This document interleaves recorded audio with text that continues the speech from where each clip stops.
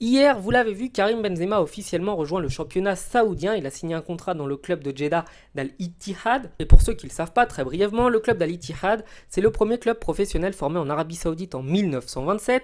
C'est un club qui a littéralement tout remporté, que ce soit d'un point de vue national et international. Le championnat saoudien, avec le recrutement déjà l'an dernier de Cristiano Ronaldo, est en train d'investir très massivement dans le football pour faire venir n'importe qui. Et on va donc s'intéresser sur cette vidéo aux 11 joueurs qui pourraient rejoindre le championnat saoudien dès l'année prochaine. Et pour commencer, on va parler du gardien de but, donc ce serait De Gea. De Gea étant en fin de contrat avec Manchester United, eh bien le gardien pourrait peut-être être intéressé par un challenge très différent. Évidemment, le championnat n'est pas très attractif, il est relativement bien payé également en Angleterre, mais le fait d'avoir un salaire net d'impôts en Arabie Saoudite pourrait en faire venir plus d'un.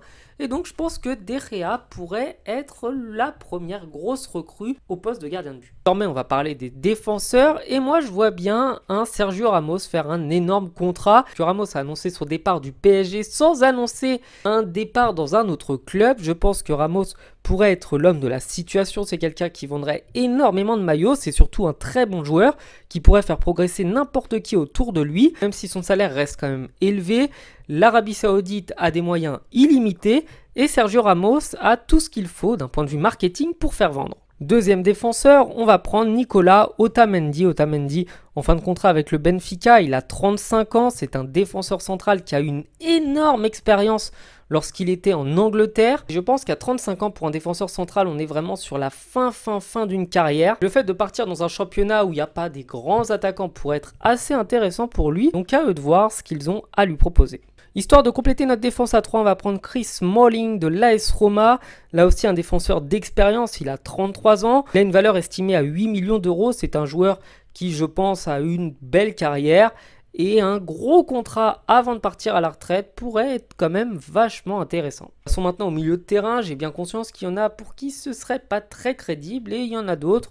Ce serait complètement possible. Commencer avec un improbable, il s'agit d'Ilkay Gundogan, en fin de contrat avec Manchester City, il a que 32 ans, il est encore au sommet de sa carrière et je le vois vraiment pas du tout partir, mais on ne sait jamais, le football peut nous réserver des surprises. 32 ans aussi, c'est peut-être un petit peu plus crédible, il s'agit d'N'Golo Kanté, et si je pense à N'Golo Kanté, c'est parce que lui, il y aurait tout l'intérêt religieux, c'est quelqu'un d'extrêmement religieux, on le sait, il aime la religion, c'est un fervent musulman. Le fait de pouvoir se retrouver dans un pays où il pourrait faire le pèlerinage quasiment en illimité tous les week-ends, je pense que ça pourrait l'intéresser, d'autant qu'il n'a plus rien à prouver au football, il a remporté la Coupe du Monde, il a remporté la Ligue des Champions, il est gentil, il est petit et tout le monde l'aime beaucoup, et ça pourrait être une énorme recrue pour tous les Saoudiens, d'autant plus que la plupart des citoyens saoudiens pourraient s'identifier à lui. On repart vers un qui est pas trop crédible, ce serait Toni Kroos. Il a quand même offert des beaux matchs, des belles saisons, mais Toni Kroos a un impact au Real de Madrid qui est un peu moins important qu'avant. Le milieu de terrain du Real reste toujours puissant, attention, mais étant donné qu'il n'a pas prolongé, il serait disponible à moindre frais. Et histoire de rassembler quasiment tous les anciens du Real de Madrid, on va prendre Luka Modric. Donc lui, il a 37 ans, il est littéralement sur le déclin. La pente est dangereuse, il est en train de chuter en termes de niveau. Parce que vous m'excuserez, mais déjà qu'il ne méritait pas le Ballon d'Or en 2018, je trouve qu'il est de moins en moins bon.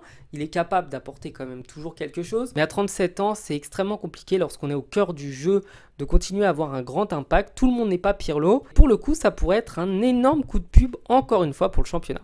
Et enfin, le dernier milieu de terrain, on n'en a pas pris des très offensifs pour le coup, ce serait Sergio Busquets. Donc Busquets qui va quitter le FC Barcelone, c'est une certitude. Il est dispo, il a encore des belles années devant lui. Il pourrait surtout recréer une sorte de rivalité entre les anciens du Real et les anciens du Barça, qui pourrait être sympa avec les deux qui viennent. Une fois que ça c'est dit, on va passer aux attaquants.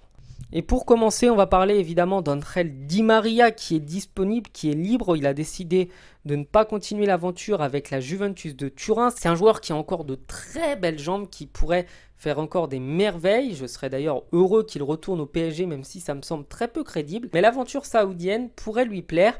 Mais il faudrait pour ça que le deuxième attaquant le rejoigne. Et le deuxième, évidemment, c'est Lionel Messi, Qui d'autre que lui? Il est en fin de carrière, il n'a pas réussi à trouver d'accord avec le Barça et avec le PSG. Je le vois difficilement partir aux États-Unis, d'autant que l'Inter Miami est un très mauvais club américain. Je ne vois pas Lionel Messi partir dans un club pour ne strictement rien jouer. Le championnat américain n'a aucun intérêt, ils ne sont même pas qualifiés pour les compétitions internationales, alors que dans un club saoudien, il pourrait jouer des compétitions internationales, et même si le niveau n'est pas le même que celui de la Ligue des Champions, il y aurait quand même vachement d'enjeux, je pense. Enfin voilà, je vous laisse avec ce à quoi ressemblerait le 11 des futurs joueurs, peut-être saoudiens.